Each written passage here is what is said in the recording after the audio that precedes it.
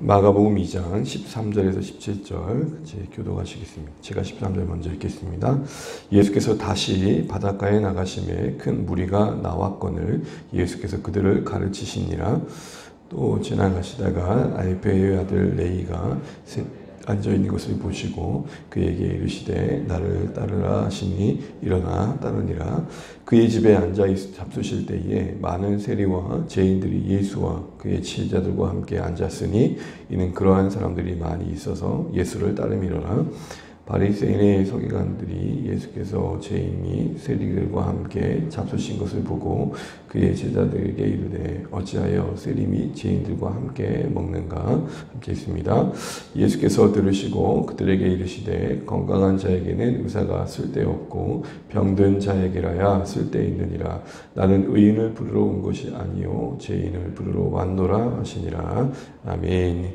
네, 인사 나누시겠습니다. 앞뒤 영상 인사하시죠. 하늘 복 많이 받으십시오. 함께 기도하며 감사합니다. 네, 오늘 우리가 읽은 본문의 내용은 계속해서 예수님의 행적을 증거해주고 있습니다. 예수님은 복음서에 기록된 이 행적들을 통해서 이 땅에 오신 그 목적을 우리에게 분명히 해주고 계십니다. 이는 우리의 신앙의 방향이며 또 교회가 나아갈 방향이 되어야겠죠. 그리고 오늘 본문에서는 세리인 마태를 제자로 부르시고 또 죄인들과 식탁의 교제를 나누신 모습을 통해서 자신이 죄인들을 불러 오셨다는 그 정체성과 그 정체성에 합당하게 그 현장을 갖고 계시는 예수님의 모습을 보여주십니다. 우리 그런 후에 17절 말씀 다시 한 번만 읽어보겠습니다. 17절입니다. 시작. 예수께서 들으시고 그들에게 이르시되 건강한 자에게는 의사가 쓸데없고 병든 자에게야 쓸데있느니라. 나는 의인을 부르러 온 것이 아니요 죄인을 부르러 왔노라 하시니라. 아멘. 자신의 정체성을 죄인을 부르러 오셨다 말씀하십니다. 여기서 죄인을 부르러 오셨다라는 의미가 우리가 좀 묵상했으면 하는 내용인데요. 첫 번째로 죄인을 부르러 오셨다는 이 의미에 먼저 우리가 기억해야 될 것은 예수님이 죄인을 부르러 오셨을 때에 말씀하시고자 하시는 것은 하나님께서 우리를 창조하셨을 때에 주시고자 하는 그 복락의 자리로 우리를 다시 한번 초대하신다는 겁니다. 다시 말해서 창조와 그리고 회복의 관점에서 보게 되면 오늘 이 예수님이 죄인으로 불러오신 의미 속에 그런 의미가 있다는 것입니다. 하나님께서 인간을 만드실 때에 하나님 안에서 우리의 존재가 함께하며 복된 삶을 누리도록 만드셨습니다. 그러나 잘 아시는 것처럼 죄로 인해서 하나님과 분리되었죠. 그때의 죄는 바로 우리의 스스로 주인됨을 선택한 어리석은 독립선언이었습니다. 그 결과가 우리를 창조하실 때 의도하신 복된 삶의 상실로 이어지게 됩니다. 이는 오늘 우리가 경험하는 모든 슬픔과 질병과 고통과 죽음의 근원이기도 합니다. 이 모든 것이 죄로 말미암아 분리된 결과라는 것이죠. 그런데 이는 하나님께서 우리에게 의도하신 삶의 모습이 아닙니다. 그러기에 예수님께서 죄인을 부르셨다 이 말의 의미는 죄로 인해 분리되었던 우리와 하나님 관계를 회복시키셔서 하나님께서 창조하셨을 때에 원래 의도하셨던 복된 삶으로 우리를 초대하신다라는 것으로 우리는 받아들여야 한다는 것입니다. 다시 말해서 우리가 예수님의 죄인을 부르러 오심의 그 초대를 단순히 죽어서 가는 확보된 어떤 보장된 안식처, 죽어서 가는 천국 정도로만 여길 것이 아니라 인생으로서 삶이 존재하는 우리의 하루하루의 가치와 의미를 회복해가는 부르심임을 알아야 된다는 것이죠. 이런 의미에서 죄인으로 부르신 예수님을 만났다 하는 것은 우리의 신앙생활이 교회 밖에서도 교회 안을 떠나 우리의 일상이 펼쳐지는 우리의 삶의 자리에서도 좀 더 부요해지는 것들을 경험해 가는 것입니다. 우리 이곳에 있는 모든 분들, 또 우리 주 안의 모든 가족들은 예수님을 믿고 하나님의 자녀됨을 고백하신 분들입니다. 그런 우리에게 죄인을 부르러 오셨다는 이 말씀이 어떻게 와닿아야 되느냐 할 때 적어도 내가 죄인을 부르러 오신 예수님을 만났다 하는 것은 우리 일상이 좀 더 달라짐을 말합니다. 이는 이전보다 내가 더 많은 것을 가졌다라는 의미보다는 좀 더 누리는 자리에 있는 것이죠. 좀 더 우리의 일상의 깊어짐을 의미하는 것입니다. 이는 다시 말하면 우리가 본질을 보는 자로서의 여유를 갖는 것입니다. 이런 것이죠. 세상이 전무인 줄 알고 돈과 명예와 부와 권세에 모든 인생을 걸고 있는 사람들을 보게 되면 우리가 그걸 갖고 있지는 않지만 괜히 그 애씀의 노력들이 가련해 보이죠. 그게 다 전부는 아닌데. 근데 그런 시선으로 바라볼 수 있는, 세상을 그렇게 볼 수 있는 안목을 갖는 것이 사실은 역으로 부유함인 것입니다. 우리는 때로는 가져야만 부유해야 된다 생각할지 모르지만 아니요, 없어도 부유해질 수 있습니다. 이게 신앙이 우리에게 주는 유익인 것이죠. 바로 우리는 그런 일상의 부유함을 누리고 있는가. 죄인을 불러 우리에게 회복시켜 주신 하나님의 자녀의 신분 속에서 우리가 일상을, 천국을 누린다는 게 어떤 의미로 우리에게 적용되고 있는가 좀 생각해 볼 필요가 있는 것 같습니다. 그런데 여러분, 오늘 본문의 또 하나의 핵심은 이 죄인으로 부르셨는데, 죄인을 부르러 오셨는데 그 부르심의 초대의 범위가 어디까지냐라고 할 때에 오늘 본문의 이야기를 통해서 그 부르심에는 차별이 없다, 제한이 없다, 누구든지 오라 말씀하시는 것이 오늘 본문의 가장 중요한 내용입니다. 우리가 읽은 것처럼 오늘 예수님은 세리 마태와, 세간에 앉아있던 세리 마태와 그 집에 앉으면서 그 친구들과 함께 또 벗들과 함께 식사하는 모습을 우리에게 보여주십니다. 우리 14절 말씀만 같이 한번 읽어보시죠. 14절입니다. 시작. 또 지나가시다가 알페오의 아들 레이가 세간에 앉아있는 것을 보시고 그에게 이르시되 나를 따르라 하시니 일어나 따르니라. 오늘 알페오 아들 레이를 부르시는데 그 레이는 세간에 앉아있다 그럽니다. 아마 그 직업이 세리였던 것 같습니다. 특별히 여러분, 레이라는 이름은 마태의 히브리식 이름이고 마태는 헬라식 이름입니다. 여러분, 세리가 당시에 어떤 사람이었습니까? 이스라엘이, 유다인들이 식민지 시대를 살면서 식민지 시대의 지배국가였던 로마를 위해 일했던 자들입니다. 우리식으로 말하면 우리가 어제 강복절을 맞이했었는데요. 매국노였던 것이죠. 또한 직업상 이방인들과 함께했던 점 때문에 부정한 자로 분리되었습니다.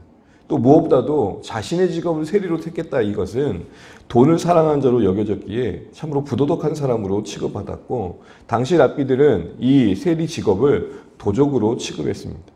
그러다 보니까 자연스럽게 회당에 와서 함께 예배할 수도 없었고, 또한 법정에 있을 때에 증인으로도 설 수 없습니다. 왜죠? 너의 말은, 세리의 말은 아예 믿을 수 없다, 이런 식의 취급을 받았던 것입니다. 그런 의미에서 당시 어떤 랍비들도, 어떤 선생들도 세리를 제자로 삼으려고 하진 않았고 그런 일도 도대체 없었습니다. 그만큼 오늘 예수님이 세리를 제자로 부르시고 초청하신 것은, 그리고 이어져 죄인들과 식사하신 것은 파격적인 행보였던 것입니다. 파격적이라는 말은 당시에는 도저히 볼 수 없었던 모습입니다. 그래서 여러분, 16절 하반절에 뭐라고 얘기합니까? 세리, 바리새인들과 서기관들이 그 현장을 보고 뭐라고 말하죠? 어찌하여? 이해할 수 없다. 그들의 시선에 예수님의 이 모든 행함들은 부정해 보일 수밖에 없었기 때문입니다. 이처럼 당시 모든 사람들에게 배척받았고 그래서 지탄받았던 세리, 그리고 함께했던 죄인들, 그들과 함께 식사하시고 그들을 제자로 부르시는 이 모습들은 우리에게 당시의 파격적인 그 기준을 파격적인 행보를 통해서 우리에게 보여주시는 부르심의 그 기준과 범위가 차별이 없고 제한이 없으심을 말하는 것입니다. 이와 관련해서 예수님은 자신을 뭐라고 보이시냐면, 우리가 읽었던 17절 말씀에 자신을 의사로 비유하십니다. 의사. 여러분, 한번 생각해 보십시오. 한자를 가리는 의사가 있다고 생각해 보십시오. 또 여러분, 오늘 본문에서 그런데 이 서기관들은 그런 의사였던 것입니다.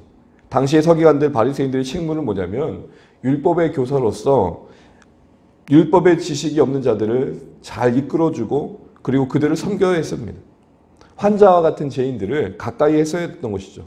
그런데 여러분, 오늘 본문을 보게 되면 그들은 그렇지 않았던 것입니다. 그러나 예수님은 의사로서 죄로 인해 아픈 인생들을 고치시고 회복시켜 주시는 분으로 자신을 나타내십니다. 여러분, 의사로 자신을 나타내신 예수님을 주목해 보십시오. 의사의 역할이 뭡니까? 의사의 본질이 뭡니까? 고치고 싸매고 회복시켜 주는 겁니다. 교회가 어떤 곳이 되어야 되냐 할 때 이런 점에서 예수님의 머리대심을 기억한다면 병원과 같은 곳이 되는 게 중요하다는 것입니다. 주님은 하나님을 떠나 병든 인생의 그 어그러짐을 긍휼히 여기시고, 그리고 그 몸된 교회가 그 병원으로서의 역할을 감당하기를 원하신다는 것이죠. 이런 의미에서 교회는 어느 누군가를 선별하는 곳이 아니라 선대하는 공동체가 돼야 됩니다. 냉대가 아니라 환대하는 공동체가 돼야 됩니다. 배척이 아니라 안아주는 공동체가 돼야 되는 것이죠. 누군가 찾아와 예배할 때에 꺼리끼지 않고 기꺼이 받아줄 수 있는 곳이 바로 교회여야 합니다. 물론 여러분, 우리는 분별해야 됩니다. 근데 그 분별이 선별을 위함은 아닐 것입니다. 찾아가 손 내미는 공동체, 이게 바로 교회의 모습인 것이죠. 물론 쉬운 일은 아닙니다. 그러나 그것이 이 땅의 교회가 존재하는 목적이라는 것을 죄인으로 부르신 예수님의 그 부르심의 범위 안에서 생각해 보게 되는 것이죠. 우리는 가만히 우리의 신앙의 현실을 가만히 돌아보면, 특별히 신앙의 연륜이 쌓여가다 보면 개인적으로 우리도 모르는 새 우리끼리 모일 때가 참 많습니다. 인간관계가 신앙을 갖고 있는 사람들의 범주를 벗어나지 못할 때가 참 많고, 그 고차가 된 상황을 그렇게 문제 있게 여기지 않을 때도 참 많습니다. 목사님 저 자신도 가만히 보게 되면 편안한 관계가 신앙생활하는 분들이 오히려 더 주변에 많고, 지인들도 그러다 보니까 이 VIP와 불신자에 대한 만남들이 사실 그렇게 많을 수 없습니다. 그러다 보니까 자연스럽게 저도 이 관계가 당연시 되어지는 것이죠. 그런데 오늘 예수님의 말씀을 보게 되면 내 주변에 이 예수님이 오신 목적에 합당한 모습이라면 관심 갖고 있고 기도해주고 있고 섬기고 있는 불신 영혼이 지속적으로 있어야 된다는 것입니다. 오늘 바리새인들과 서기관들이 당시 자신들의 기준을 세운 거룩이라는 어설픈 선을 긋고 거기를 넘지 않은 것이 경건이라고 여겼던 그들의 모습을 비춰본다면, 우리도 그들을 손가락질할 수 없는 것은 우리도 모르는 새, 나도 모르는 새, 너도 모르는 새 그어놓은 어떤 그 선을 넘지 않는 것을 신앙으로 여기고 있지 않는가, 다시 한번 돌아볼 필요가 있다는 것입니다. 목장에서 특별히 여러분 이번 주간 우리가 매워 어쨌든 첫째 주는 VIP를 기도하고, 두 번째는 섬기는 영혼들을 위해서 우리가 뭔가 해보자라는 것들을 해보는 이유도 바로 거기에 있는 것이죠. 기도부터 할 것은 아마 9월쯤에 시작할까 하는데요. 모임의 이름은 정하지 않았지만 구도자들, 찾는 이들, 그래도 좀 복음에 관심 갖고자 하는 사람들, 교회는 오려고 하는데 교회가 도대체 어떤 곳인지, 예수님을 믿는다는 게 무엇인지 기독교의 진리에 궁금한 자들이 분명 있을 것이고, 그들을 초대해서 만남의 시간을 갖고 자연스럽게 편안한 분위기 속에서 그러나 깊이 있는 내용들을 좀 명확하게 나눌 수 있는 모임들을 좀 가져가야겠다 싶은 생각을 하게 됩니다. 기독교의 주요 신앙 내용들을 불신자와 나눌 수 있는 시간들을 갖고자 기도하며 준비합니다. 기도해 주시고, 우리 주안의 교회가 이런 모임을 통해서 어쨌든 죄인으로 부르신 예수님의 그런 손길로 아름답게 쓰임받을 수 있도록 우리 같이 한번 노력해 주시면 좋겠습니다. 마지막으로 죄인으로 부르셨다는 이 의미의 세 번째 우리가 생각해 볼 수 있는 의미는 뭐냐면, 이 부르심에 반응할 수 있는 사람들은 바로 스스로 자신을 죄인으로 여기는 사람들만이 가능하다는 것입니다. 여러분 오늘 본문을 보게 되면 의인을 부르러 온 것이 아니요 죄인을 부르러 오셨다 그럽니다. 그러다 보니까 실제적으로 의인이 있는 것처럼 여겨집니다. 그러나 그런 의미가 아닙니다. 여기서의 의인이라는 의미는 당시에 바리새인과 서기관들의 스스로의 그 교만을 풍자한 것입니다. 즉 의인의 의미는 이렇게 번역되면 맞습니다. 스스로 의롭다고 생각한 자를 내가 부르러 온 것이 아니다, 이 말인 것입니다. 나는 아픈 환자인데 환자임을 모르는 사람을 말하는 게 아니라는 것입니다. 사실 이게 더 위기인 것 같습니다. 어느 하천학자는 현대 사회를 진단하면서 이렇게 얘기합니다. 지금의 사회의 가장 큰 문제 중에 하나는 위기 상실의 위기다. 위기인데 위기가 위기인 줄 모르는 것이 위기다라는 것입니다. 우리의 삶의 모습에도 가만히 돌아보면 그럴 수 있습니다. 하나님을 떠난 것이 가장 심각한 위기임에도 불구하고 그것을 문제시 여기지 않고 있고, 그것을 가장 큰 문제로 여기지고 있지 않는 그 현실 자체가 위기라는 것이죠. 교회는 이 사실을 깊이 인식하고 경정을 올리고 이 사실을 알릴 책임이 있는 것이죠. 이런 맥락에서 죄인은 그럼 뭘까요? 바로 겸손히 자신의 죄를 인정하는 사람입니다. 이걸 가장 잘 이해할 수 있는 본문의 내용이 누가복음에 나와 있는데요. 우리 이 말씀 읽고 마무리해 보겠습니다. 누가복음 18장 11절 13절입니다.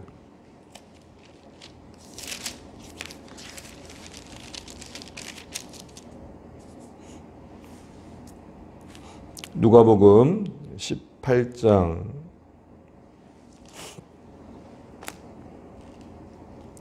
11절 13절입니다. 함께 읽겠습니다. 시작. 바리새인은 서서 따로 기도하여 이르되, 하나님이여, 나는 다른 사람들 곧 토색, 불의, 간음하는 자들과 같지 아니하고 이 세리와도 같지 아니함을 감사하나이다. 나는 일해에 2번씩 금식하고 또 소득의 11조를 드리나이다 하고, 세리는 멀리 서서 감히 눈을 들어 하늘을 쳐다보지 못하고 다만 가슴을 치며 이르되, 하나님이여 불쌍히 여기소서, 나는 죄인이로소이다 하였느니라. 아멘. 딱 오늘 예수님이 예로 이야기하고 계신 이 본문에 등장하는 바리새인이 의인이고요. 오늘 특별히 여기에 세리가 죄인의 모습을 우리에게 보여주고 있는 것입니다. 정말 자신의 문제점을 깊이 인식하면서 가슴을 치고 있는 것이죠. 이 가슴을 친다는 건 뭘 말하는 겁니까? 영혼의 심연에서 일어나는 탄식을 말하는 것입니다.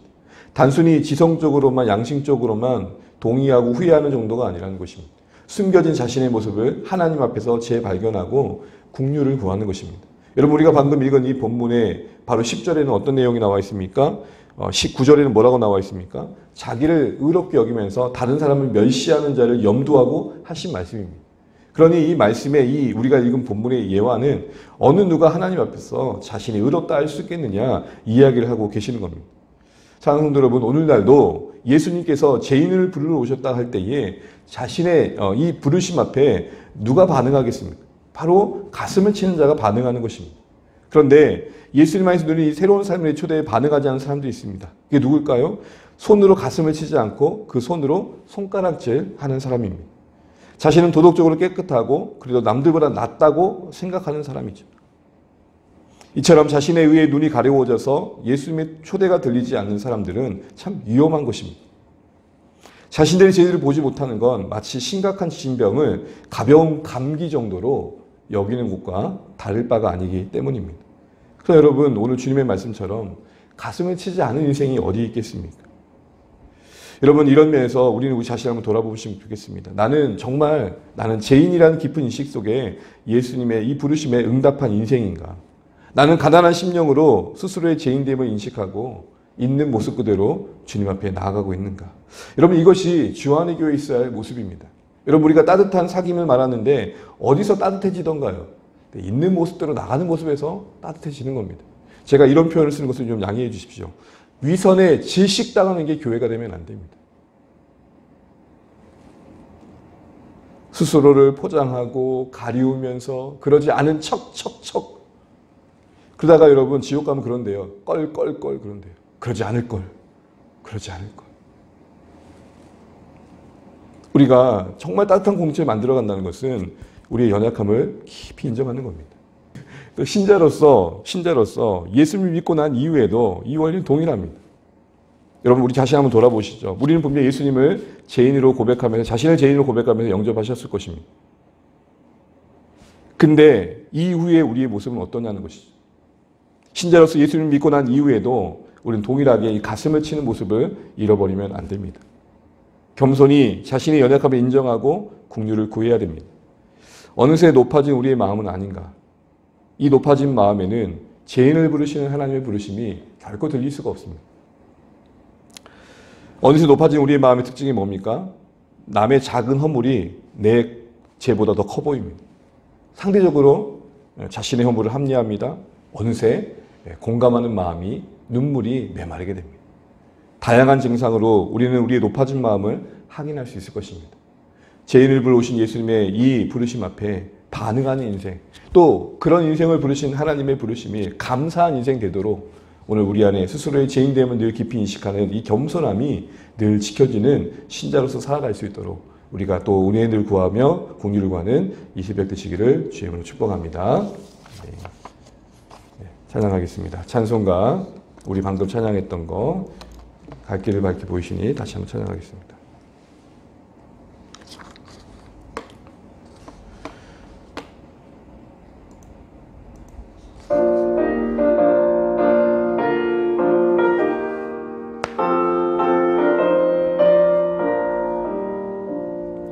갈 길을 밝게 보이시니 주 앞에 빨리 나갑시다. 우리를 찾는 구주 예수 곧 오라 하시네. 죄악 벗은 우리 영혼은 기뻐 뛰며 주를 보겠네. 하늘에 계신 주 예수를 영원히 섬기리. 우리를 오라 하시는 말 기쁘게 듣고 순종하세. 구주를 믿기 지치 말고 속속히 나가세. 죄악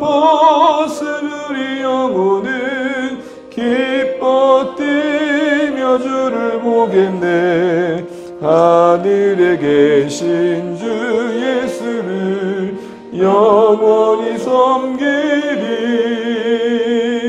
주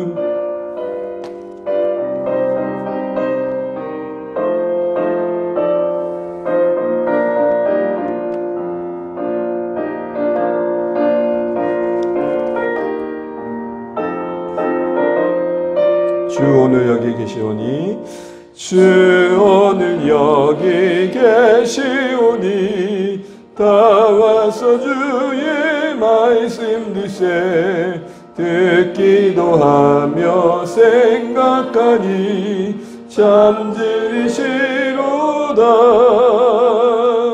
죄악 벗은 우리 영혼은 기뻐 뛰며 주를 보겠네. 하늘에 계신 주 예수를 영원히 섬기리.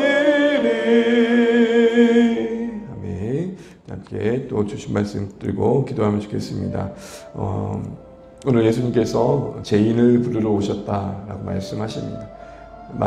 세리였던 마태를 부르시고 죄인들과 함께하는 식탁의 교제를 통해 그 부르심의 초대의 범위에 제한이 없으심을 말씀하십니다.